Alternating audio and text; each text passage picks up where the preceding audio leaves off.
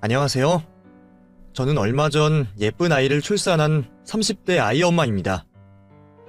그동안 결혼하고 한참 동안 아이가 생기지 않아서 늘 걱정이었던 제가 결국 자연 임신으로 아이를 낳았다는 사실이 지금도 쉽게 믿어지지가 않습니다.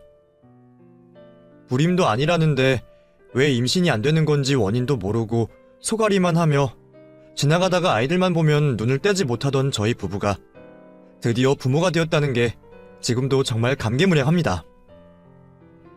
아직 돌도 지나지 않은 아이 부모이다 보니 이제 겨우 부모 노릇의 시작일 뿐이지만 저희는 어떤 부모보다 아이를 사랑할 준비가 되어 있습니다. 사실 저와 남편에게는 남들과는 다른 사연이 있거든요. 각자 다른 이유였지만 저희들은 살면서 늘 안정적인 가정을 바랐었기에 저희들 스스로가 아이에게 좋은 부모가 되어주고 싶은 마음입니다. 그래서 평생 저희들이 바라던 이상적인 가족의 모습으로 행복을 꾸려나가고 싶은 마음이에요. 물론 부모 노릇이 얼마나 힘든 일인지 모르진 않지만 적어도 저희의 힘이 닿는 데까지는 자식을 위해 최선을 다할 생각입니다. 그런 다짐을 한 번 더 되새기기 위해서 저희가 왜 그토록 행복한 가정을 바랐는지 그 사연을 시작하겠습니다. 저와 제 남편은 보육원에서 처음 만난 사이였습니다. 초등학교 시절 사고로 부모님을 여의고 곧장 보육원으로 보내줬던 제가 그 후로 유년 시절과 사춘기 시절을 전부 보육원에서 보냈거든요. 그래도 제가 지내던 곳은 시설도 좋았고 봉사자들도 많아서 지내기 부족한 곳은 아니었지만 갑자기 부모님을 잃고 하루아침에 고아 신세가 되었던 제게 그곳은 벗어나고 싶은 끔찍한 곳일 수밖에 없었습니다. 누구도 예상하지 못한 사고로 제게 그런 일이 생겼고 그게 부모님의 잘못도 아니었지만 당시 저는 혼란스러움과 슬픔에 잠겨 세상 모두를 원망하고 있었습니다. 보육원 선생님들이 잘해주셨음에도 저는 쉽게 마음을 열지 못하고 혼자 외톨이를 자처하고 있었죠. 그때는 남들의 호의를 받을 생각도 없이 밥도 늘 혼자 먹고 다른 친구들과 어울리지도 않았어요. 보통 봉사자들이 찾아와 과자 파티를 하거나 행사를 할 때에도 그 속에 섞여 같이 웃고 싶지가 않았던 저는 늘 사람이 없는 구석에서 책을 보며 혼자 시간을 보내곤 했습니다. 그날도 저는 혼자 뒤뜰 그네에 앉아 그네를 타고 있었는데 그때 제 또래의 남자아이 한 명이 제게 다가왔어요. 원해서 보지 못했던 아이였기에 저도 모르게 궁금증이 생겨 약간의 호의를 보였죠. 나도 그네 타도 돼? 옆에 있잖아.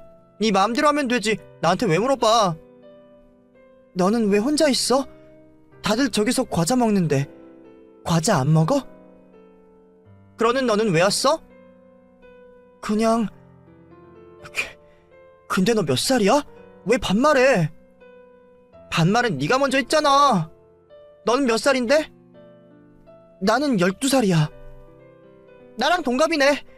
그럼 반말해. 어쩌다 보니 그 아이와는 괜히 시덥잖은 얘기를 나누게 되었습니다.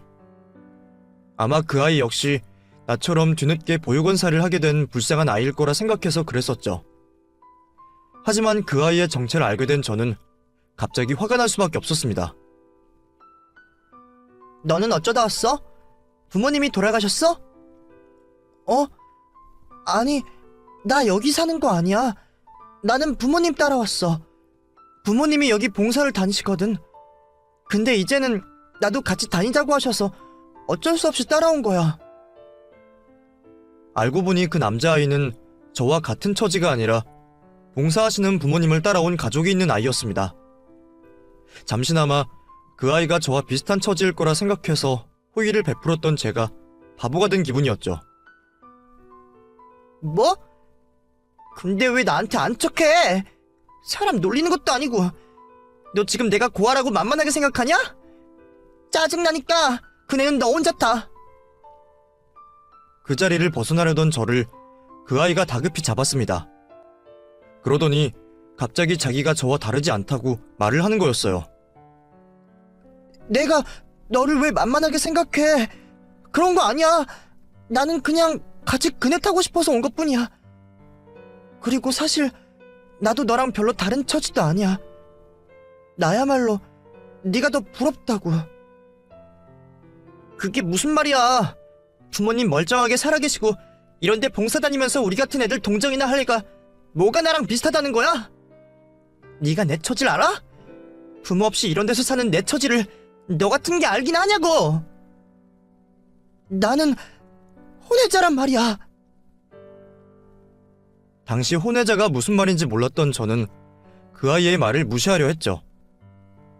들고 왔던 책이나 챙겨서 그곳을 떠나려고 하는데 그 아이가 갑자기 고개를 숙이며 눈물을 뚝뚝 흘리더라고요. 결국 그 아이를 달래주며 다시 그네에 앉혔던 저는 한참 동안 우는 그 아이를 달래주고서야 그 아이가 제게 말했던 혼외자에 대한 사연을 듣게 되었습니다. 12살 치고는 꽤 성숙하긴 했지만 혼외자나 치정 사건에 대해선 전혀 몰랐던 저는 그게 대체 무슨 상황인지 잘 이해하지는 못했습니다. 하지만 처음 보는 제 앞에서 눈물을 펑펑 흘릴 정도로 그 아이의 상황이 힘들다는 건 이해할 수 있었죠. 진호도 그 사실을 처음부터 알고 있었던 건 아니었어요. 어릴 적 독사진은 있어도 부모님과 다 같이 찍은 사진이 없기에 이상하긴 했지만 그걸 별로 이상하게 생각하진 않았답니다.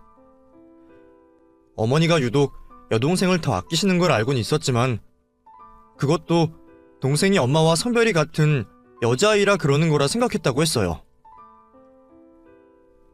원래 엄마들은 여동생들을 예뻐하잖아. 여동생이 애교도 많고 귀엽게 구니까 그런 거라 생각했어. 엄마가 동생만 유난히 신경 쓰시는 것도 동생이 나보다 한참 어려서 그런 거라 생각했었지. 나를 차별한다는 생각은 못했거든. 그래서 그동안 크게 의심할 일 없이 전혀 모르고 살았는데 어느 날 자신이 어머니 밑으로 입양이 되었다는 입양 서류를 보게 되었답니다. 부모님이 전부터 보육원으로 봉사를 다니셨던 걸 알아서 혹시 자기를 보육원에서 데려왔나 싶어 어머니에게 물었더니 그제서야 자기가 아버지가 밖에서 나온 혼외자라는 충격적인 사실을 듣게 되었다고 했습니다. 5살 무렵까지 친어머니 손에서 자라다가 친어머니가 병으로 돌아가시면서 아버지가 진호를 집으로 데려왔다고 하셨죠. 아버지는 아마 애가 너무 어려서 뭘 모를 거라 생각하고 진호에게는 비밀로 했던 모양이었습니다. 하지만 결국 내가 그 사실을 알아버렸지. 엄마한테 그 얘기를 듣고 얼마나 놀랐는지 몰라. 내가 밖에서 나온 자식이라는 것 자체가 죄를 지은 것 같더라고. 그래도 다행인지 엄마는 나를 용서해 주셨어. 이미 다 지난 일이고 이제는 내가 친아들이나 다름없다고 하셨거든. 엄마도 아버지의 외도를 알고 큰 충격을 받긴 했었지만 그건 아버지와 친어머니의 탓이지 내 탓이 아니라고 했어. 그래서 그 일을 아버지에게 알리지 말고 우리끼리 비밀로 하자고 하셨었어. 그래서 엄마한테 참 감사했었거든. 하지만 기분 탓인지 그 후로 어머니의 태도가 묘하게 달라졌다고 했습니다. 이전에는 차별인지 몰랐던 것들이 점점 차별로 느껴지고 자기 스스로도 괜히 어머니의 눈치를 보게 되었다고 했죠. 진호가 부모님을 따라 같이 보육원으로 봉사를 다닌 것도 그 이후부터였는데 그때마다 어머니가 진호에게 현실을 일깨워주듯이 말씀을 하셨다고 했습니다. 엄마가 나한테 늘 감사해야 한다고 하셨어. 엄마가 나를 받아주지 않으셨다면 나도 여기 이 아이들과 같은 처지가 되었을 텐데 나한텐 아버지도 있고 엄마도 있지 않냐고 말이야. 그래서 더 엄마 말을 잘 듣고 착한 아들이 되어야 한다고 하셨어. 그 말을 들으니 그 아이 인생도 쉽지는 않겠다는 생각이 들었습니다. 네가 더 부럽다는 건 진심이야. 솔직히 나는 그 집에서 지내는 게 너무 불편해. 엄마 눈치 보는 것도 힘들고 혹시 잘못이라도 해서 집에서 쫓겨날까봐 늘 걱정이라고. 그렇게 사는 게 얼마나 힘든 일인지 알아? 그렇다고 내가 어른이라서 혼자 살 수 있는 것도 아니고 그래도 너는 여기서 눈치 보는 사람은 없잖아. 지금도 이렇게 혼자 있을 수 있고. 그래서 그게 부럽다고 말한 거야. 그건 불쌍하지만 너도 내가 얼마나 힘든지 모르잖아. 나는 하루아침에 엄마 아빠가 돌아가셨다고. 나는 이제 세상에 내 편이 아무도 없지만 어쨌든 너한테는 친아빠가 계시잖아. 참 유치하고 황당한 대화들이었지만 그 시절 저희들은 꽤 진지했습니다. 누구의 고통이 더 클지 서로 비교를 하며 어느새 서로를 위로하고 있었죠. 진호의 사정과 제 입장을 비교하며 위로를 받겠다는 건 아니었지만 서로의 어려움을 공유하며 대화를 나누는 게 생각보다 꽤 큰 도움이 되는 듯 했어요. 이 세상에 내 편이 하나 정도는 있는 기분이었죠. 그래서 저도 진호 덕분에 점점 좋아지기 시작했습니다. 진호 역시 불편한 가족들에게 터놓지 못하는 진심을 저와 숨김없이 나누며 조금 마음이 편해진 듯 했습니다. 그렇게 좋은 친구였던 저희는 어느새 사랑이 되었죠.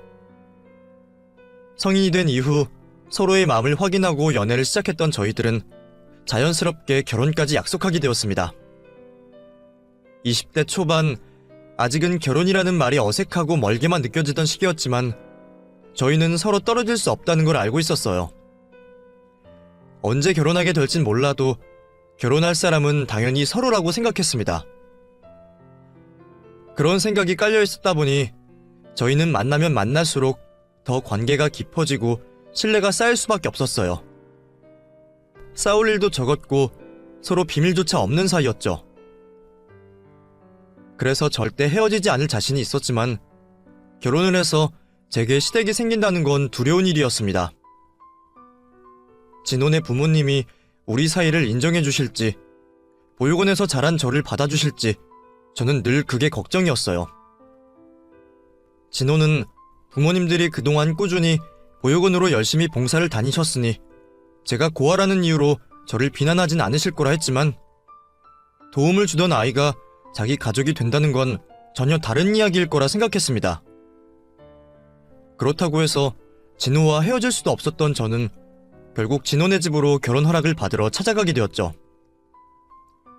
너무 긴장이 되어 잠도 못 자고 떨었던 저는 물벼락을 맞을 각오까지 하고서야 진호네 집으로 들어갈 수 있었습니다. 두 분은 처음에는 제가 누구인지도 알아보지 못하셨어요. 그러다 제가 잘한 곳을 말씀드리자 그제서야 놀라시며 당황을 하셨습니다. 그럼 둘이 어릴 적부터 알고 지냈다는 게 거기서였어? 아니, 나는 학교 친구라는 줄 알았더니. 미리 말씀 못 드려서 죄송해요, 엄마. 그렇다고 두 분이 딱히 반대하실 것 같진 않아서 그냥 넘어갔어요. 사실 저희가 벌써 10년 넘게 알고 지낸 사이다 보니 그게 중요한 일이라고 생각을 못 했거든요. 물론 은서는 걱정이 많았지만 저는 부모님을 잘 알잖아요. 두 분이 마음이 넓은 분들이시라고 제가 걱정 말라고 했었어요. 그렇죠, 아버지? 그래, 그렇고 말고 보육원에서 자란 게 뭐 흠이 되는 것도 아니지 않냐. 그러게 그러지 말고 좀 더 일찍 소개를 하지 그랬어. 그럼 우리가 더 챙겨주고 했을 텐데. 이 녀석이 그동안은 이런 예쁜 여자친구가 있다고 말도 안 하고 숨겨서 전혀 몰랐지 뭐니. 그때 조그만하던 은선이가 이렇게 자랐다니 나도 너무 놀랍구나. 특히나 너희 엄마가 은서가 예쁘다고 자주 칭찬하고 그랬지 않았냐? 당신 기억나? 그럼요. 당연히 기억나죠. 어쩐지 괜히 정이 간다고 그랬더니 네가 그때 그 은서였구나. 내가 은서 너를 너무 예뻐해서 입양하고 싶다는 생각까지 했었어. 그렇게나 저를 반겨주실 줄은 몰랐는데 벌써 10년 가까이 지난 옛 기억까지 더듬으며 저를 예뻐해주시는 두 분 덕분에 저는 그제서야 긴장을 내려놓을 수 있었습니다. 특히나 저를 딸 삼고 싶었다는 어머님의 말씀처럼 저는 시부모님의 환영을 받으며 무사히 결혼 허락을 받을 수 있었어요. 그 후로는 여유가 있으신 시댁의 도움으로 어렵지 않게 결혼을 할 수 있었습니다. 하지만 너무 받기만 하는 바람에 제 마음은 그리 편하지 않았어요. 그래서 처음부터 저희 힘으로만 시작하고 싶었지만 도움을 주고 싶어 하시는 시부모님의 입김이 더 강했습니다. 저희는 정말 괜찮아요. 둘이 그동안 모은 돈으로 전셋집 구해서 시작하면 될 것 같아요. 우리가 도와줄 형편이 못 되는 것도 아닌데 왜 자꾸 거절만 하니? 혹시 은선이가 친정이 없어서 해오는 거 없어서 그러니? 그런 걱정은 하지 말아라. 우리가 해주면 되잖아. 그래, 너희 엄마 말이 맞다. 우리는 이제 딸이 하나 더 생기는 건데 부모가 자식한테 못 해줄 게 뭐가 있니? 어차피 나중에 다 너희들에게 물려줄 돈이야. 그러니 진호, 너도 괜히 남의 집 이사 다니면서 은서 힘들게 할 생각하지 말고 감사하다 생각하고 도움받는 게 좋을 것 같구나. 그렇게까지 말씀하시는 시부모님의 도움을 차마 거절할 용기가 없었습니다. 솔직히 말하면 당시에는 저를 딸로 생각하신다는 시부모님의 말씀이 너무 감사해서 그 도움을 덥석 받고 싶었어요. 20살이 되자마자 경제적으로 독립하며 지내던 남편도 두 분이 제 얘기를 하셔서 그런지 결국 시부모님의 뜻대로 하기로 했습니다. 그래서 저희는 시아버님이 가지고 계시던 아파트에서 남들보다 편하게 신혼살림을 시작할 수 있었어요. 주변 사람들 모두 그런 시부모님을 칭찬하기 바빴고 저도 정말 좋은 시댁을 만나 행복하기만 했습니다. 분명 처음에는 그렇게 생각했습니다. 어렸을 적부터 남편을 눈치 보게 했던 시어머니도 염려와 달리 제게 다정한 시어머니의 모습을 보여주었고 아버님은 특히나 저를 예뻐하셨어요. 두 분 모두 저를 정말 그 집의 큰딸처럼 생각하면서 저를 살뜰히 챙겨주기 바쁘셨습니다. 남편도 어릴 적에는 혼외자라는 사연 때문에 괜히 혼자 어머니를 오해하여 눈치가 보이고 힘들었지만 자라면서 자기를 내쫓거나 구박하지 않는 어머니에게 감사한 마음이 더 크다고 했어요. 저도 그런 남편의 말을 들으며 시어머니에게 더 잘해드려야겠다 생각했습니다. 그래서 저는 별일이 없어도 일부러 더 시댁에 자주 들러 시부모님을 챙기고 모셨습니다. 그리고 별로 정이 가진 않지만 철없는 시누이도 제 친동생처럼 생각하려 했었죠. 남편보다 6살 어린 시누이는 어린 나이만큼이나 철이 없고 개념이 없었지만 시부모님이 제게 해주시는 걸 생각하면 저는 시누이에게도 잘할 수밖에 없었습니다. 가끔 저한테 고아원에서 자라서 불쌍하다더니 하는 개념 없는 소리들을 해서 남의 속을 긁긴 했지만 천사 같은 시부모님의 모습을 보면 시누이도 천성이 나쁜 건 아닐 거라 생각하고 있었어요. 그렇게 별탈 없이 신혼을 보내던 어느 날 시아버지가 갑자기 쓰러져 병원으로 실려가시고 말았습니다. 아버님이 평소 심근경색을 앓고 계시던 탓에 관리를 하셨는데도 그런 불행한 일이 벌어졌네요. 그래도 다행히 목숨은 건지셨지만 그날 이후로 아버님은 병원 신세를 지셔야 했습니다. 혼자는 거동도 못하시고 생활이 어려워지는 바람에 건강관리를 위해 요양병원으로 옮겨지셨죠. 살아계셔 다행이셨지만 그렇다고 아버님이 건강을 완전히 회복하실 가망은 없어 보였습니다. 어쩌면 남은 평생을 병원에서 사셔야 할 아버님의 소식에 저희는 모두 큰 충격을 받았죠. 그런 상황일수록 남은 가족들이 똘똘 뭉쳐 이겨내야 한다고 생각했어요. 아버님이 안 계셔도 어머니가 어른으로서 저희를 돌봐주실 거라 생각했죠. 그런데 그 후 정말 당황스럽게도 시어머니의 태도가 점점 달라지셨습니다. 저를 큰딸처럼 생각하신다며 친정부모 없는 저를 안쓰럽게 생각하시고 보듬어 주시던 어머니가 갑자기 제게 쌀쌀맞게 대하시고 전이 없이 화를 내시는 일이 많아지기 시작하셨어요. 처음에는 시아버지 일로 스트레스가 심하셔서 예민해지신 걸까 생각하기도 했었지만 시누이에게는 여전히 관대하신 모습에 그건 아니라 생각할 수밖에 없었습니다. 특히나 저와 단둘이 있거나 남편이 없을 때마다 정도가 심해지시는 걸 보면서 점점 확신을 가질 수밖에 없었죠. 달라진 시어머니의 행동에 그동안은 시아버지 눈치가 보여 제게 잘해주셨던 건가 싶은 생각이 들 수밖에 없었어요. 저는 그래도 혼자 계신 시어머니가 걱정되어 시어머니가 부르시는 대로 시댁일을 도우러 갔지만 그때마다 저는 번번이 좋은 소리를 들을 수가 없었어요. 너는 이것도 하나 제대로 못하니? 대체 그 나이 먹도록 제대로 할 줄 아는 게 뭐야? 부모 없이 자랐으면 그런 소리 안 듣게 하려고 노력이라도 해야지. 하여간 모자란 애들은 꼭 티를 내요. 전에는 한 번도 저희 부모님 얘기를 꺼내신 적 없으시던 분이 그 후로는 입버릇처럼 부모님 얘기를 꺼내셨습니다. 제가 작은 실수를 하거나 서투른 살림 실력을 보실 때마다 돌아가신 부모님을 탓하시는 시어머니 때문에 늘 속상할 수밖에 없었어요.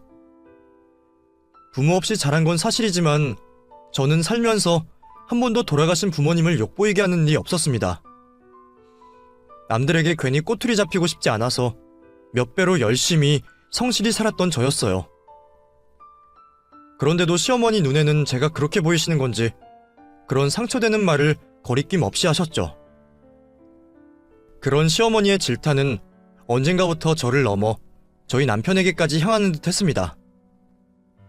시아버지가 1년 가까이 병원 생활을 하시는 동안 시어머니는 어느새 집안의 전권을 전부 책임지게 되셨습니다. 그동안 아버지가 관리하시던 부동산이며 일처리를 시어머니가 대신하기 시작하셨죠. 그렇게 아버님 대신 돈 관리를 시작하신 어머니가 어느 날 갑자기 저희 부부를 불러앉히셔서는 집세 얘기를 꺼내시는 거였어요. 니들 언제까지 그 집에서 공짜로 살 생각이니? 니들이 그동안 한 번도 그 집 집세를 낸 적이 없던데 좀 문제가 있다고 생각되지 않냐? 예? 집은 아버지가 저희 주신 거잖아요. 그런 소리 하면 안 되지. 주긴 뭘 주니? 갈 곳이 없다니 살으라고 빌려준 거지. 그리고 아무리 아버지가 그냥 살으라고 하셨어도 자식 도리는 해야 하는 거 아니니? 하다못해 감사 표시라도 해야지. 그걸 좋다고 공짜로 그냥 살면 되겠니? 그 집 아직 아버지 명의인 거 알지? 너희 아버지 돌아가시면 내게 될 거야. 그러니까 지금부터라도 눈치껏 세라도 내던가. 내 기분 상하게 하는 일은 없었으면 좋겠구나. 갑자기 살던 집에 세를 내라고 하시니 황당할 따름이었지만 처음부터 저희가 공짜로 살았던 게 맞기에 시어머니 말씀에 따르기로 했습니다. 보통 사람이었더라면 부모 자식 간에 너무한 게 아니냐는 생각을 했겠지만 고아로 자랐던 저와 어머니께 늘 마음의 빚이 있던 제 남편에게는 시어머니의 말을 따르는 게 당연한 일이었습니다. 저와 남편은 남편을 키워주신 시어머니께 늘 감사한 마음이었어요. 남편은 어머니가 혼외자인 자신을 호적에 올려 품어주신 것을 감사해했습니다. 그래서 저희는 시어머니가 어떤 행동을 하셔도 이해하려고 했고 함부로 반기를 들지 못하고 참을 수밖에 없었어요. 자기 남편이 바람나서 밖에서 나와온 아들을 대신 키워줄 사람이면 어떤 행동을 하셔도 진심은 다를 거라 생각할 수밖에 없거든요. 하지만 저는 계속된 시어머니의 괴롭힘에 그런 생각을 점점 지울 수밖에 없었습니다. 어머니는 그 뒤로도 계속 저를 많이 괴롭히셨어요. 그동안 저한테 잘해주셨던 게 하나도 기억이 안 날 정도로 남보다 못하게 저를 대우하셨습니다. 그런 시어머니 때문인지 시누이까지도 저를 대놓고 무시하고 갑질을 일삼는 것을 당하며 저는 점점 더 스트레스가 늘어갈 수밖에 없었습니다. 가끔은 남편에게 불평이라도 하고 싶었지만 남편 역시 힘든 것을 알기에 웬만하면 제 일을 숨길 수밖에 없었어요. 그런 스트레스 때문인지 저희는 몇 년째 아이도 쉽게 생기지 않아 여러모로 힘든 시기를 보낼 수밖에 없었죠. 하지만 힘든 일은 꼭 연달아 오는지 제가 가장 스트레스가 많았던 그 시기에 결국 아버님까지 돌아가시고 마셨습니다. 한번 쓰러지신 뒤로 상태가 좋진 않으셨지만 그래도 그렇게 일찍 돌아가실 줄은 아무도 몰랐습니다. 가끔씩 아버님 얼굴 뵐 때마다 사랑받던 좋은 시절 떠올리며 위로를 받던 저였는데 갑자기 아버님까지 떠나시고 나니 저는 더욱 힘들어질 수밖에 없었어요. 남편 역시 아버님이 갑작스럽게 떠나신 일로 괴로워했고 아버님이 돌아가시기 전에 친어머니에 대한 얘기 한번 나누지 못했던 것을 후회하고 있었습니다. 남편도 시아버지에게 묻고 싶은 게 많았지만 아버님이 쓰러지시고 나서는 괜히 아픈 사람을 괴롭힐 수가 없었습니다. 그래서 나중에 회복을 하시면 얘기를 나누겠다고 생각을 했지만 결국 그런 일 없이 돌아가시고 말았네요. 왜 외도를 버리셔서 여러 사람을 힘들게 하셨던 건지, 자신을 사랑하셨는지 묻고 싶은 게 많다고 했지만 그걸 알 수 있는 기회는 결국 영영 사라지고 말았습니다. 저도 말씀도 잘 못하고 돌아가신 아버님을 생각하면 그 얘기를 꺼내지 않은 게 잘한 일이다 싶었지만 마음고생 심했던 남편을 생각하면 더없이 안쓰러울 수밖에 없었어요. 이미 다 지난 일이었기에 저희는 아버님을 잘 보내드리는 것에만 집중해 무사히 장례를 치르게 되었습니다. 남편은 홀로 상주 자리를 지켰고 저는 시어머니를 도와 손님 맞이에 분주할 수밖에 없었습니다. 시어머니 손님들도 꽤 오셨는데 이상하게도 어머니가 그 앞에서는 제게 옛날처럼 다정한 시어머니의 모습을 보이시더라고요. 잠시 옛 기억이 떠올라 기분이 좋기도 했지만 그건 역시 가식일 거라는 생각에 갑자기 시어머니가 더 무서워지기만 했습니다. 그리고 이제는 시아버지까지 돌아가셨으니 나를 얼마나 괴롭히실지 갑자기 두려워지기 시작했죠. 그리고 그런 일은 머지않아 벌어지게 되었습니다. 그날은 제가 아팠던 날이었습니다. 부모님 기일쯤만 되면 이상하게 몸살을 앓곤 했는데 그때도 남편과 함께 납골당을 다녀와서는 며칠 내내 앓고 있었죠. 하필이면 얼마 전 시아버지까지 보내드린 바람에 더 힘든 듯 했어요. 그래서 저는 며칠간 회사에 월차와 연차를 낸 상태였는데 시어머니가 제가 쉬고 있다는 걸 아시고는 쉬는 김에 와서 집 정리를 하라며 난리를 피우셨습니다. 아버님 돌아가신 흔적을 정리해야 한다는 이유였죠.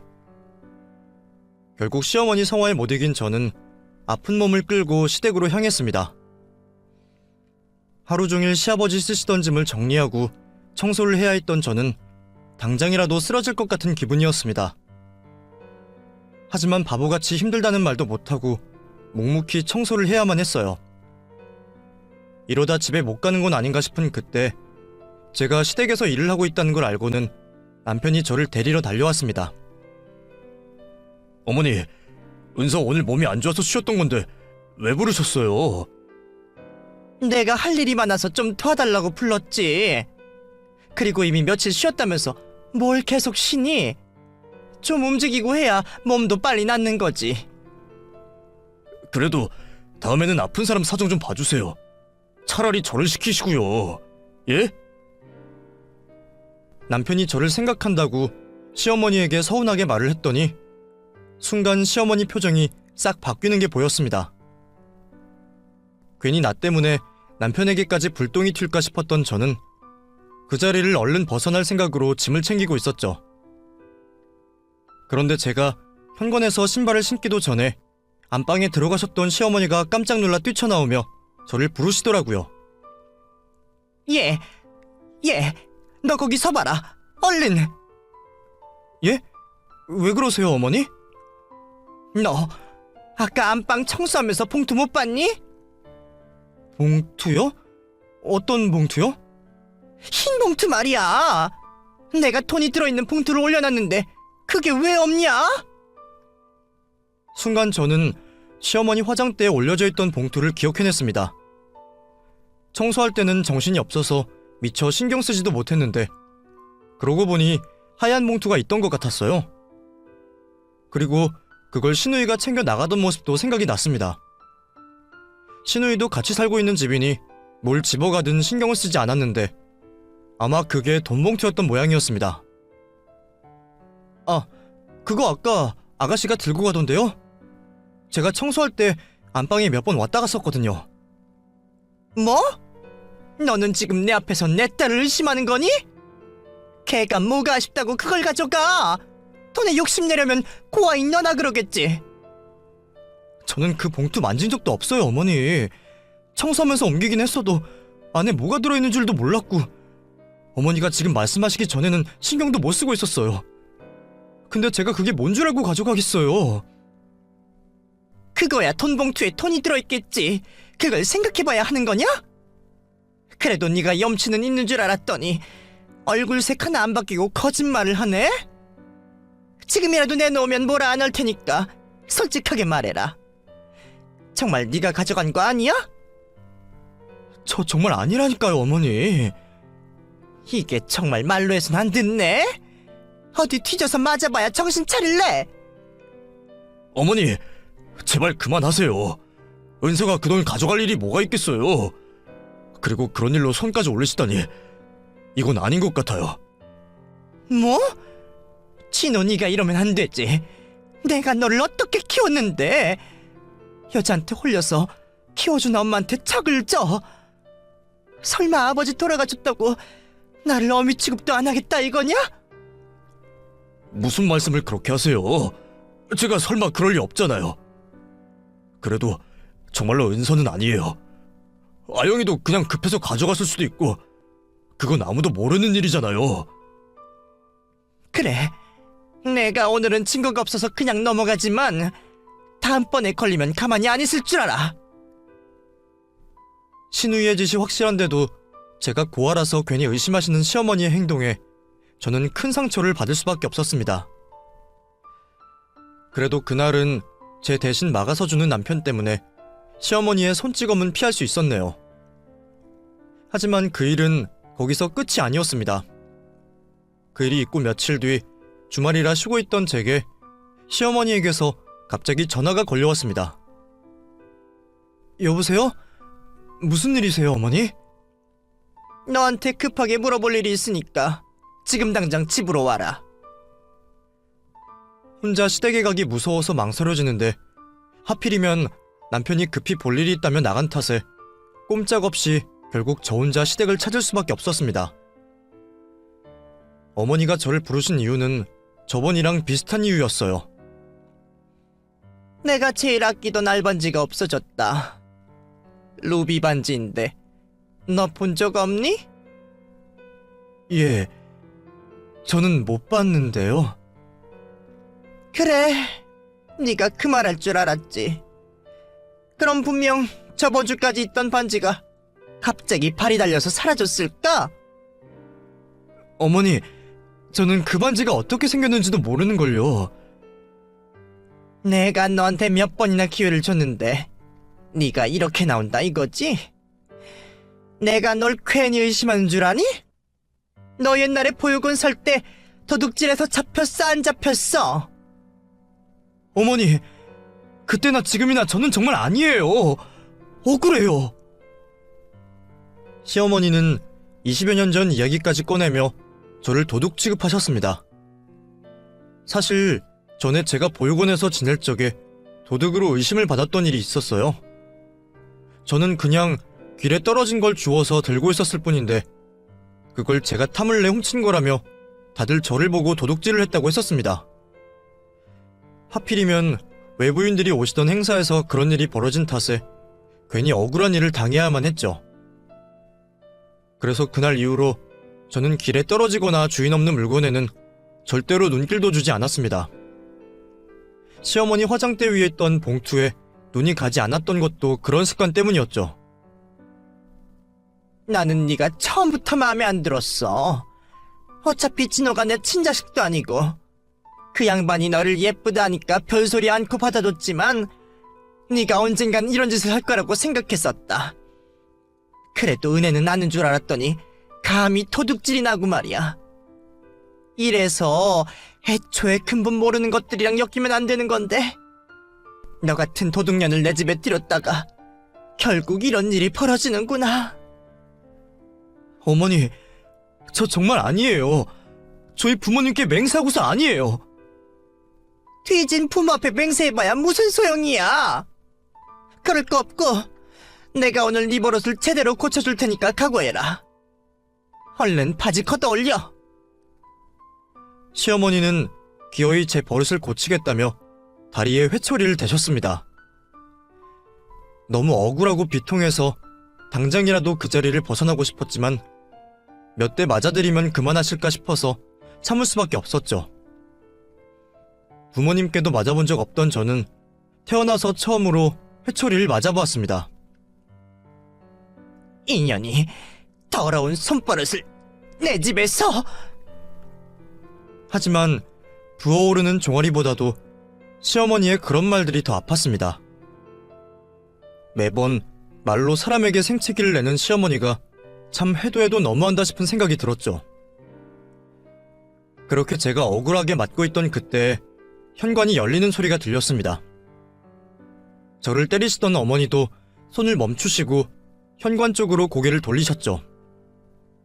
그곳에는 왠지 심각해 보이는 남편과 시누이가 같이 들어오고 있었어요. 그리고 그 순간 시누이의 손에 빨간 루비 반지가 끼워져 있는 게 보였습니다. 아가씨, 그 반지 뭐예요? 어머니 반지 아니에요?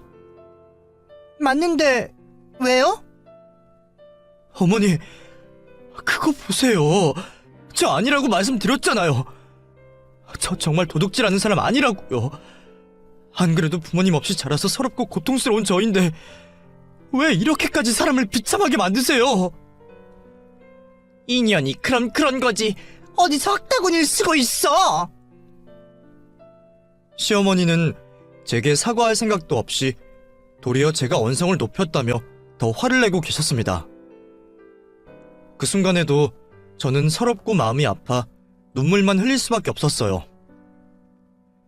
그때 상황을 대충 짐작한 제 남편이 신발도 벗지 않은 발로 성큼성큼 들어와서는 제 등짝을 후리려는 시어머니의 머리통을 걷어차 버렸고 시모는 그 한 방에 나가 떨어져 버렸습니다. 평소 유한 남편의 행동이라고는 믿기지 않는 폭력성에 저와 신우, 시모 모두 깜짝 놀랄 수밖에 없었어요. 하지만 그걸로도 남편은 분이 풀리지 않는지 당장이라도 무슨 짓을 할 것 같은 표정이었습니다. 오히려 너무 놀란 제가 시모에게 다가가려는 남편을 붙잡을 수밖에 없었죠. 여보, 왜 그래? 이게 무슨 짓이야? 엄마 머리에서 피나. 오빠 미쳤어? 어떻게 엄마를 때릴 수가 있어? 아이고, 남의 자식 내 새끼처럼 키워놨더니 저놈이 나죽이네. 이런 배은망덕한 것들을 봤나? 입 안 닥쳐? 나 지금 정말 참고 있으니까 이 상토 난리 피우면 난 무슨 짓 할지 몰라. 너 지금 이게 뭐하는 짓이야? 오냐, 너도 이제 네 본색 드러내겠다 이거야? 아주 부창부수났구나. 아영아, 얼른 경찰에 신고해서 이것들 잡아가라고 그래. 그만하라고 했지? 내가 당신이 벌인 짓 다 알고 왔다고! 순간 남편은 거실에 있던 TV까지 집어던지며 아수라장을 만들었습니다. 남편이 그렇게 분노한 모습이 처음이었던 저는 대체 무슨 일로 그렇게까지 화를 내는지 이해를 하지 못했어요. 남편의 입에서 충격적인 진실이 나오기 전까지 말이죠. 내가 지금 어디 다녀왔는지 알아? 아버지 변호사 만나고 왔어. 아버지가 내 앞으로 유언장을 써놓으셨더라고. 아버지가 갑자기 돌아가셔서 빨리 연락을 못 받아서 한 달이나 지나서야 알게 된 거지. 근데 그 유언장에 참 많은 내용들이 적혀 있었더라고. 덕분에 그동안 내가 평생 몰랐던 일들을 알게 됐지 뭐야. 알고 보니 아버님이 남편에게 재산을 상속하며 유언장을 남겨놓으셨더라고요. 그 안에는 남편의 친어머니에 대한 이야기까지 적혀 있었습니다. 남편은 혼외자가 아니었어요. 남편의 친어머니는 남편을 낳고 일찍 돌아가셨고 그 후로 시아버지가 재혼을 하셔서 만난 분이 지금의 시모였습니다. 시아버지는 남편에게 엄마를 만들어주고 싶어서 재혼을 택하셨고 그래서 일부러 자식에게 그 사실을 알리지 않으셨습니다. 그런 아픔을 모르고 걱정 없이 자라게 하고 싶으셨겠죠. 하지만 남편이 우연히 입양 서류를 보게 되었고 그걸 두고 시모가 거짓을 말했던 거였습니다. 시모가 남편에게 죄책감을 심어주고 수십 년간 가스라이팅을 할 동안 아버님은 아무것도 모르고 계셨습니다. 저조차도 아버님이 계실 때는 시모가 제게 잘해주는 줄만 알았으니 아버님도 평생 속으실 수밖에 없으셨겠다 싶었어요. 남편은 부정한 자식이라는 생각에 시아버지에게 말도 못 꺼냈고 그걸 뻔히 알고 있던 시모는 가족 모두를 속이고 있었습니다. 그리고 아버님이 쓰러지시자마자 시아버지 재산을 틀어주고 남편이 평생 죄책감을 가지며 살게 했죠. 하지만 다행히 남편은 아버님이 남기신 유언장을 보고서야 진실을 알게 되었습니다. 평생 속았다는 사실을 알게 된 남편은 당연히 시모를 가만둘 수 없었을 겁니다. 내가 평생 어떻게 살았는지 알아? 당신 때문에 내가 무슨 마음으로 살았는지 아느냐고! 죄 없는 내 어머니를 원망하고 나 자신을 저주하며 살았어. 당신한테 고마워하면서 내 아버지한테 입 뻥끗 못하고 살았다고. 근데 그게 다 당신 술수였다니. 내가 그런 당신을 그냥 둘 수 있을 거라 생각해? 내가 지금 당신 죽여버려도 당신은 아무 말 못해. 그동안 당신이 나랑 내 와이프한테 한 짓 생각하면 내가 지금 당장 니들 모녀 찢어 죽인다고 해도 아무도 욕 못해. 남편은 정말 억울하고 분해 보였고 당장이라도 무슨 짓을 저지를 것처럼 위험해 보였습니다. 저도 그런 남편의 심정은 충분히 이해했지만 그렇다고 내 남편이 범죄자가 되게 둘 순 없었어요. 이제라도 우리가 진실을 알고 행복해지려면 더더욱 그 상황을 참아야 한다 생각했습니다. 결국 저는 남편이 무슨 짓을 벌이기 전에 억지로 끌고 나올 수밖에 없었고 집으로 돌아온 저희는 아버님이 남기신 유언을 살피며 하루 종일 부둥켜 울 수밖에 없었습니다. 아버님이 왜 진작 말씀 안 해주셨는지 괜히 원망도 들고 아들을 생각하신 마음이 이해도 되면서 참 복잡한 심정이었어요. 그 후 저희는 변호사를 통해 아버님의 유산을 상속받을 수 있었고 남편의 친어머니가 남기신 다른 유산의 존재까지 알게 되었습니다. 그걸 받게 된 남편은 그제서야 지난 세월의 억울함이 조금이나마 풀린다고 말했어요. 그래, 그럼 됐지. 우리도 이제는 지나간 일 생각하지 말자. 나도 힘든 일들이 많았지만 당신을 만나고 다 좋아졌잖아. 앞으로도 그러면 되는 거야. 어차피 썩은 과일은 알아서 떨어질 텐데 그 여자가 무슨 짓을 했던 우리가 직접 복수할 필요는 없어. 우리는 더 이상 손 더럽히지 말고 우리 살 길 알아서 살면 되는 거야. 저희는 시부모님께 받은 유산으로 새 출발을 하게 되었고 그 후로는 시모에 대한 일을 아주 잊으려 노력하며 마음을 편히 가지게 되었습니다. 덕분인지 몇 년 뒤에는 드디어 바라던 아이까지 갖게 되었고 행복한 새 가정을 꾸리게 되었죠. 그동안 누리지 못했던 행복에 저희는 정말 행복했어요. 하지만 저희가 행복을 누리는 동안 시모와 신우의 사정은 많이 달라진 듯 했습니다. 아버님이 그래도 살던 집 한 채는 시모 앞으로 해두셨는데 그걸로 먹고 살기 어려운 건지 아니면 신우이가 사고를 친 건지 시모가 그 나이에 청소일을 다닌다는 얘기를 듣게 되었어요. 심지어 어디 병이 생겼는지 병원비를 빌리러 다닌다는 얘기까지 알게 되었습니다. 백수였던 신우이도 변변히 구실을 못하는 듯 나이든 시모만 고생인 듯 했습니다. 그걸 보니 제가 했던 말이 사실이었는지 시모와 신우는 알아서 죗값을 치르는 듯 했습니다. 그래서 저희도 더 이상 원망을 하지 않고 저희 인생을 꾸리며 행복만 생각하려고 합니다. 그럼 여러분들이 저희 얘기를 들으시고 느끼시는 게 있기를 바라며 이야기를 마치겠습니다. 감사합니다.